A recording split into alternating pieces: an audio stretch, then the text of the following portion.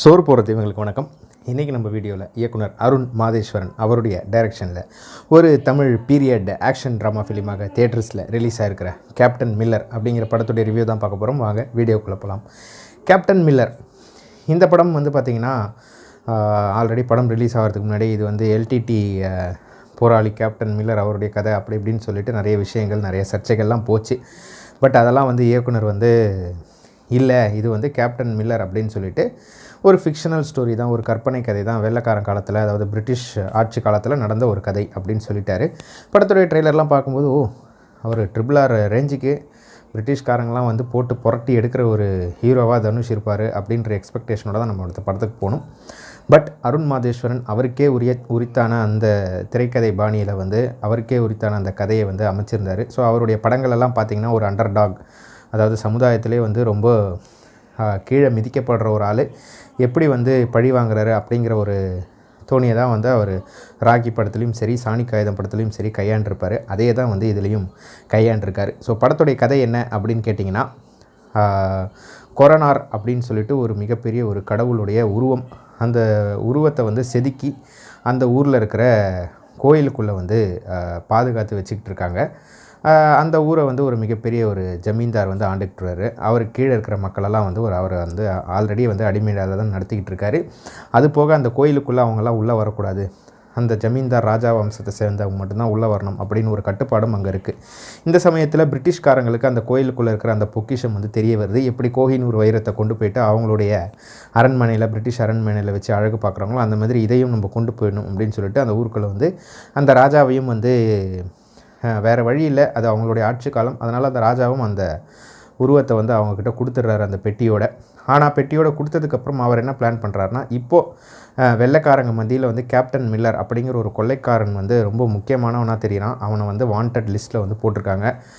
அவனை கண்டுபிடிச்சி கொடுத்தா சன்மானம் அப்படி இப்படிலாம் போட்டிருக்காங்க. அப்போ அந்த கேப்டன் மில்லர் அப்படிங்கிறவரோட உதவியை அந்த ஜமீன்தார் நாடுறாரு.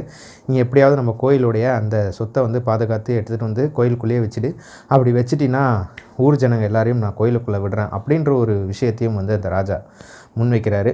ஸோ இவர் முன் வச்சதுக்கப்புறம் கேப்டன் மில்லர் அந்த சிலையை திருப்பி மீட்டு கொண்டு வரதுக்காக களம் இறங்குறாரு பிரிட்டிஷ் படைகளுக்கு எதிராக. இதுக்கப்புறம் அந்த சிலையை அவர் மீட்டு கொண்டு வந்தாரா, பல ஆண்டு காலமாக அடிமைப்பட்டு கிடக்கிற அவங்களுடைய ஜனங்களுடைய விடுதலையை அவர் வாங்கி கொடுத்தாரா அப்படிங்கிறது தான் இந்த படத்துடைய கதை. அப்போது நம்ம இதை ஒரு பிரிட்டிஷ் அரசுக்கு எதிரான ஒரு படம் அப்படின்ற ஒரு ஜான்ராலையும் இந்த படத்தை வைக்கலாம். அது மட்டும் இல்லாமல் பிரிட்டிஷ் தான் நம்மளை அடிமையாக வச்சுருந்தான் அப்படின்னு சொல்லிட்டு நம்ம பல காலமாக நினச்சிட்டு இருந்தோம். அப்படின்னா பிரிட்டிஷுக்கு முன்னாடியே இங்கே வாழ்ந்துட்டு வந்த ராஜாக்கள், ஜமீன்தார்கள்லாம் நிறைய அடிமைகளை கொத்தடிமைகளாக வச்சு வேலை வாங்கியிருக்கிறாங்க அப்படிங்கிற விஷயத்தையும் ஆணித்தனமாக பதிவு செஞ்சதுக்காகவே அருண் மாதேஸ்வரனை நம்ம கண்டிப்பாக இந்த படத்துடைய கதைக்காக அவரை நம்ம பாராட்டியே தீரணும். பர்ஃபார்மன்ஸ் அப்படின்னு நீங்கள் எடுத்துக்கிட்டிங்கன்னா, முதல்ல நீங்கள் தனுஷை கண்டிப்பாக சொல்லி ஆகணும். அவருக்கு இதெல்லாம் ஒரு அல்வா சாப்பிட்ற மாதிரி ரோல் அப்படின்னு வச்சுக்கோங்களேன். இந்த மாதிரி ஒரு அண்டர் டாக் கதை, அதே மாதிரி ஒடுக்கப்பட்டவர்களுக்காக போராடுற ஒரு மனிதருடைய கதை அப்படின்னும் போதே தனுஷை நமக்கு அசுரன்லேயும் நம்ம மிக பரிச்சயமான ஒரு முகம் அவர். அசுரனாக இருக்கட்டும், கர்ணனாக இருக்கட்டும். ஸோ இந்த மாதிரி படங்கள்லாம் பார்த்திங்கன்னா அந்த மக்களுக்காகவே அவர் போராடின ஒரு விஷயம் நம்ம கண்ணு முன்னாடி போகும். இந்த படத்துலேயும் அவர் அந்த மாதிரி ஒரு பர்ஃபார்மன்ஸை தான் அவருக்கு என்ன கொடுத்துருக்காங்களோ அதை கொஞ்சம் எக்ஸ்ட்ராவாகவே எஃபர்ட் போட்டு, முக்கியமாக இந்த படத்தில் கிட்டத்தட்ட 75% சண்டை காட்சிகளுக்காக அவர் மெனக்கெட்டிருக்கிற விதம், அதுவும் சண்டைனா பார்த்திங்கன்னா இந்த குஸ்தி போடுற மாதிரி அடித்தடியெல்லாம் கிடையாது. ஃபுல்லாகவே கன்னை தூக்கிக்கிட்டு, பாமை எரிஞ்சிக்கிட்டு, கத்தியை வச்சு வெட்டுற மாதிரி காட்சிகள் தான் கம்ப்ளீட்டாக இந்த படத்துடைய சண்டை காட்சிகள். அத்தனைக்கும் தனுஷ் அவருடைய உழைப்பை கொட்டியிருக்காருன்னே சொல்லலாம். குறிப்பாக அவருடைய மேக்கப்பாக இருக்கட்டும், அவருடைய ஹேர் ஸ்டைலாக இருக்கட்டும், எனக்கு தெரிஞ்சு மேக்கப்பெல்லாம் போடாமல் தான் அவர் நடிச்சிருக்கிறாரு. குறிப்பாக ஃப்ளாஷ்பேக் காட்சிகளில் அவருடைய கெட்டப்பாக இருக்கட்டும், அந்த தாடி எல்லாம் இல்லாமல் க்ளீன் ஷேவ் பண்ணிக்கிட்டு வர அந்த கெட்டப்பாக இருக்கட்டும், அதுக்கப்புறம் கேப்டன் மில்லர் அப்படிங்கிற அந்த விஷயத்தை அந்த ஆளாக மாறினதுக்கப்புறம் அவருடைய தோரணையாக இருக்கட்டும், எல்லாத்துலேயுமே மெனக்கெட்டு அவருடைய விஷயங்களை சூப்பராக பண்ணியிருக்காரு. முக்கியமாக ஒரு சில இடங்களில் டைலாக் டெலிவரி பயங்கரமாக இருக்குது. குறிப்பாக அந்த கோயிலுக்குள்ளெல்லாம் நம்மளாம் சாமிக்கிட்ட போகலாமா அப்படின்னு ஒரு பெரியவர் அவரை பார்த்து கேட்கும்போது, எந்த சாமியும் போகக்கூடாதுன்னு சொல்லலையே அப்படின்னு சொல்கிற அந்த இடமாக இருக்கட்டும். அதே மாதிரி பிரிட்டிஷ்காரங்களுடைய படையில் நான் போய் சேர்ந்துக்கிறேன், ஏன் அப்படின்னா ஆல்ரெடி நம்ம ராஜாங்கெல்லாம் நம்மளை அடிமையாக தான் வச்சுருக்கிறாங்க. இப்போ பிரிட்டிஷ்காரன் நம்மளை அடிமையாக வச்சுருக்கிறான். ஆனால் இவன் நம்மளை அடிமையாக வச்சுருந்தா நம்மளை ஏறெடுத்தும் பார்க்கக்கூடாது, செருப்பு போடக்கூடாதுன்னு சொல்கிறான். ஆனால் பிரிட்டிஷ்காரன் அவனுடைய இராணுவத்தில் சேர்ந்தால் பூட்ஸ் கொடுக்குறான், அவனுக்கு சரிசமமாக உட்கார வைக்கிறான்.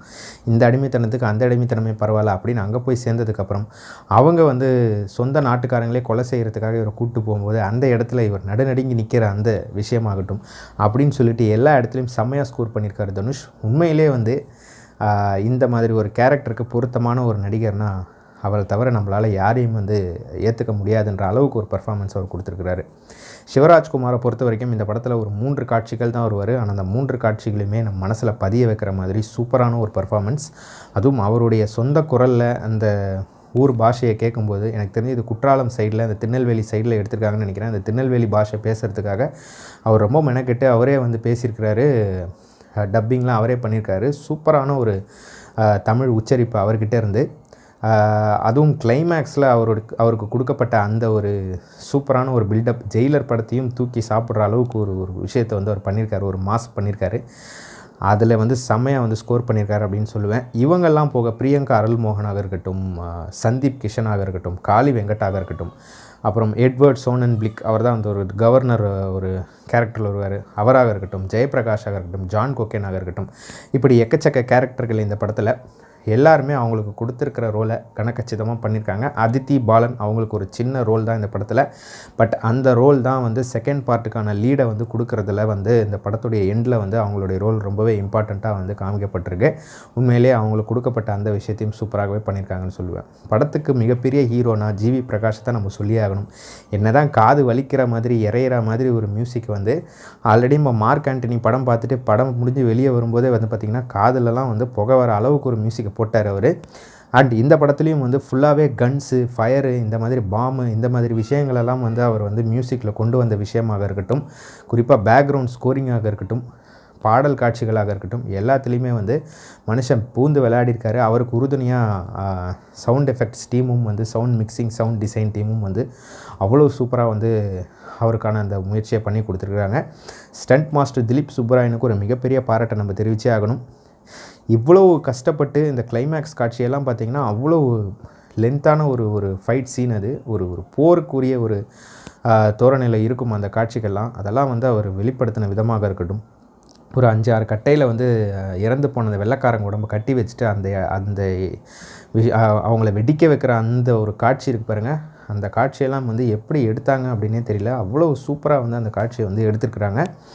அது போக இந்த படத்தில் அவங்க காமிச்சிருக்கிற அந்த gun design, machine guns, rocket launcher, இது எல்லாமே வந்து பார்த்திங்கன்னா அவ்வளோ தத்ரூபமாக இருக்குது பார்க்குறதுக்கே.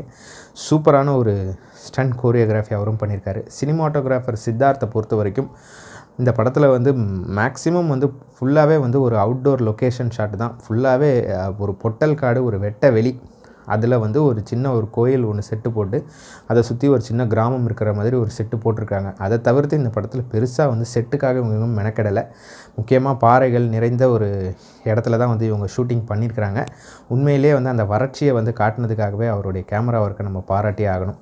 ஸோ எல்லாமே சூப்பராக இருக்கா இந்த படத்தில், எதுவுமே பிரச்சனை இல்லையா அப்படின்னு கேட்டிங்கன்னா கண்டிப்பாக இருக்குது. எனக்கு தெரிஞ்ச அருண் மாதேஸ்வரன் அவருடைய படங்கள் எல்லாத்துலேயுமே ஒவ்வொரு படத்தையும் வந்து ஒரு 6 சாப்டராக பிரிச்சுருவார்.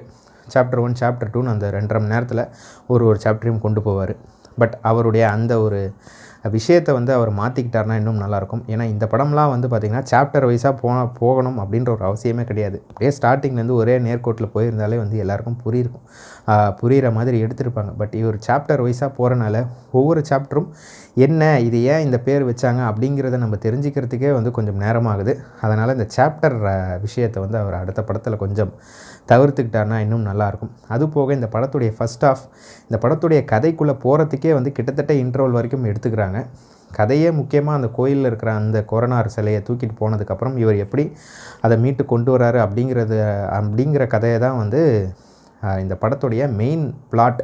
பட் அந்த பிளாட்டுக்கு போகிறதுக்கே வந்து இவங்க இன்ட்ரோல் பாயிண்ட் வரைக்கும் எடுத்துக்கிறாங்க. அதுக்கு முன்னாடி வரைக்கும் கேப்டன் மில்லர் எப்படி உருவானார், அவர் ஏன் இப்படி இருக்கிறாரு, அவர் எப்படி பிரிட்டிஷ் படையில் சேர்ந்தார், என்னென்ன விஷயங்கள்லாம் நடந்துச்சு அப்படிங்கிறத ரொம்ப லென்த்தாக காமிச்சு கிட்டத்தட்ட ஃபஸ்ட் ஹாஃபே ஒரு 1 மணி நேரம் 20 நிமிஷத்துக்கு மேலே ஓடுது.